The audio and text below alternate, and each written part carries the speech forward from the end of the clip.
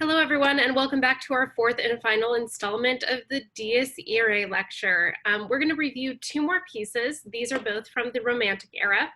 Well, sort of, sorry. One is from a later part of the Romantic era, and the other one exhibits tendencies that are, or rather characteristics that are very in line with Romantic era music. However, it's definitely from the 20th century. We're going to listen to Franz Liszt, a solo piano piece, and a song cycle by Dmitri Shostakovich, both of which make use, of course, of the Dies Irae. As we've already heard so far, composers have used the Dies Irae to different extents. So the clearest quotation of the Dies Irae that we've heard so far has been in the opening to the film The Shining. Hector Berlioz uses the first good overarching sort of phrase of the Dies Irae in a kind of contrapuntal nature, meaning that he throws it back and forth as a sort of call and response, a game of musical Marco Polo. We heard a small snippet of the Dies Irae in a very kind of inventive form in the opening to Sweeney Todd, the Ballad of Sweeney Todd, rather. We heard a quotation of the Dies Irae in a rather absurd context within Michael Dougherty's Dead Elvis. So these next two pieces are rather serious. They have programmatic context, although the first one, because it doesn't have lyrics, is where the program is supposed to be imagined by the listener. And in this case, it's a somewhat vague program in discussing the waltz of death, which indeed does make use of the Dies Irae a number of times. So let's go ahead and listen to a selection of that solo piano piece. I'll then go ahead and toggle over to my lecture notes so that we can review a couple of aspects of what we heard and why it falls into the Romantic era canon of music. All right, we're going to listen to Franz Liszt's solo piano piece called Totentanz. It is the waltz of death. As a waltz, we're going to hear a number of elements that are in compound time signature. Because we're also going to be just listening to solo piano, there's going to be a good amount of variance in terms of the tempo and the meter because it's left to one person. Very good. So we're going to hear lots of rubato probably. Let's go ahead and take a listen. There's going to be the Dies Irae right off the bat, and the quotations of it are quite inventive after the initial statement.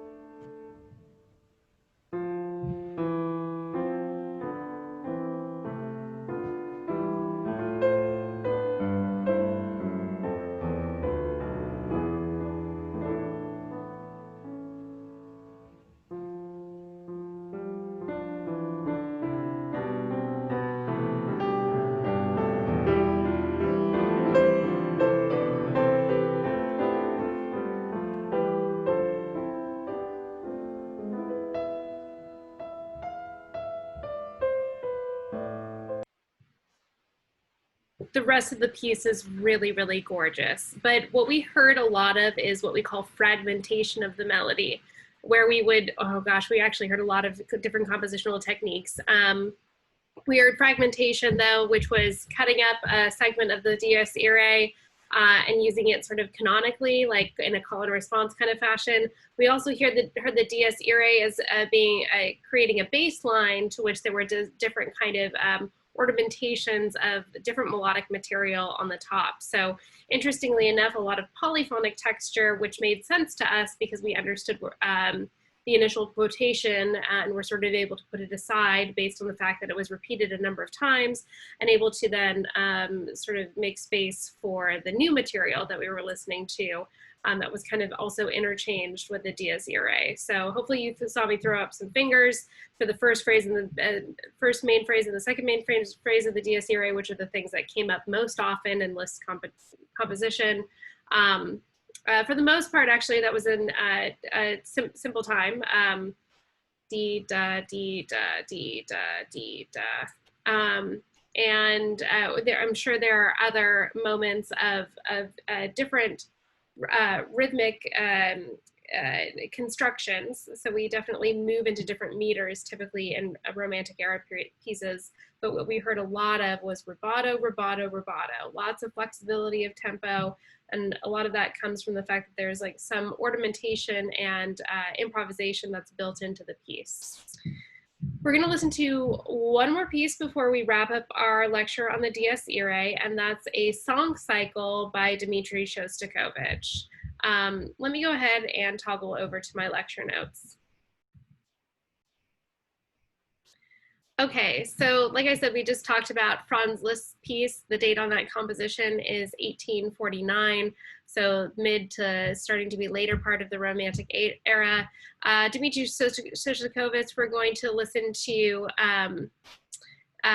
his Symphony Number 14, which indeed is much more of a song cycle because it does indeed involve a voice part. All of the pieces are settings that have to do with death or premature death. And to set the mood for the entire symphony, or rather the kind of song cycle, again, 20th century here, we have a piece that's going to be manipulating the traditional forms. It quotes the Dies Irae right up front. It makes use of the first four notes and then starts to move off pretty radically. So in this case, our quotation is significantly shorter and much more abbreviated than the Franz Liszt example we just came from. Let's go ahead and listen to that one.